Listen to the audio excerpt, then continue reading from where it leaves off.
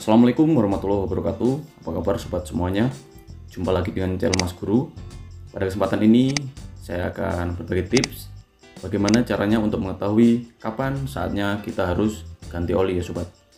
Seperti kita ketahui, oli merupakan cairan pelumas yang dibutuhkan untuk menunjang kelancaran mesin motor dan komponen lainnya. Jadi ibarat darah dalam tubuh, oli akan dialirkan ke seluruh komponen mesin agar motor dapat berjalan dengan baik dan bebas gangguan. Dengan menggunakan oli motor terbaik, pasti kita bisa mendapatkan performa yang sama baiknya dengan mesin motor yang bisa terawat dengan lebih baik. Ada beberapa fungsi oli.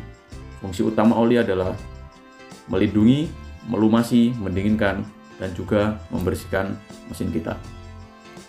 Namun, oli memiliki masa pakai yang terbatas ya sobat. Jadi sebagai pemakai motor kita harus tahu ciri-ciri bagaimana sih oli yang harus segera diganti.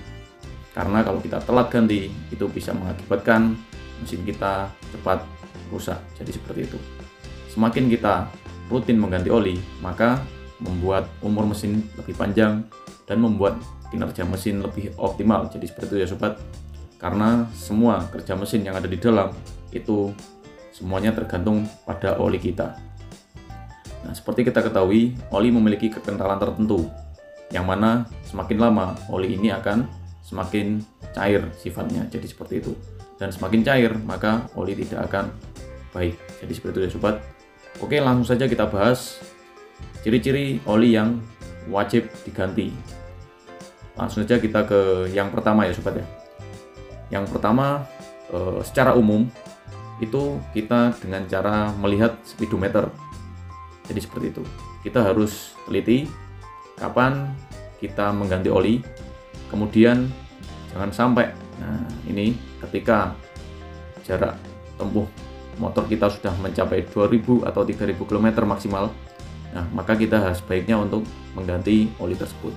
Jadi kita sarankan maksimal adalah 3000 km. Karena pada jarak tersebut biasanya oli sudah berkurang tingkat kekentalannya dan semakin encer, maka oli itu sudah tidak baik.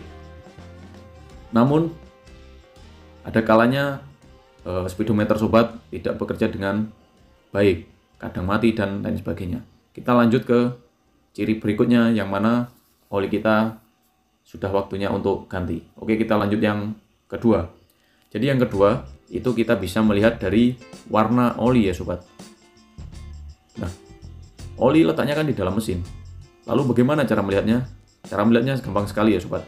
Kita tinggal mencopot tutup oli yang ada di bagian atas mesin, yang biasanya kita pakai untuk memasukkan oli ya saat ganti oli.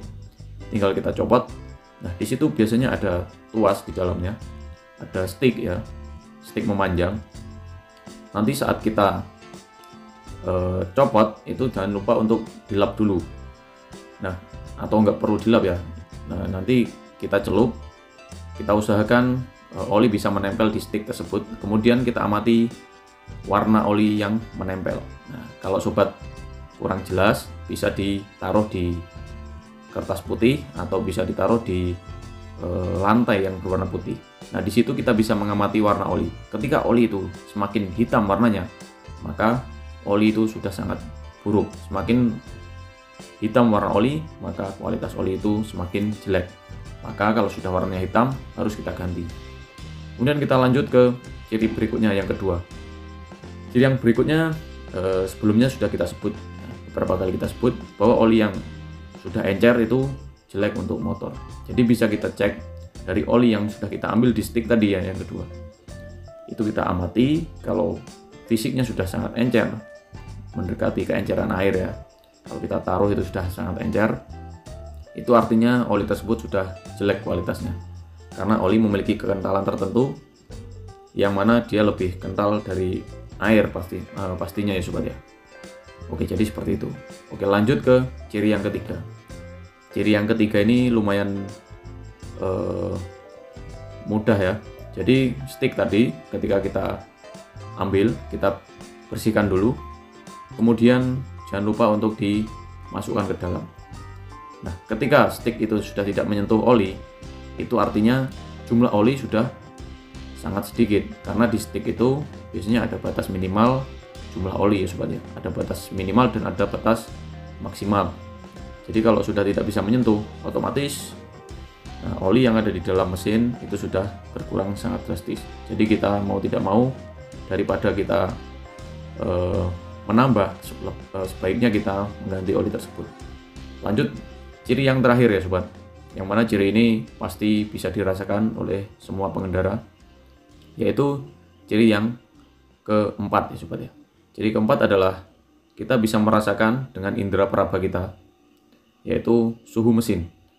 Ketika suhu mesin naik drastis, tidak seperti biasanya, jadi suhu mesin gampang panas, itu artinya oli sudah tidak bagus untuk menjalankan fungsi-fungsinya. Salah satu fungsinya adalah fungsi pendinginan mesin, yang mana pendinginan mesin tersebut tidak akan maksimal ketika kondisi oli sudah tidak bagus ya sobat ya. Jadi ketika mesin bergerak, maka oli tersebut tidak bagus untuk meredam hasil panas yang dihasilkan oleh pembakaran.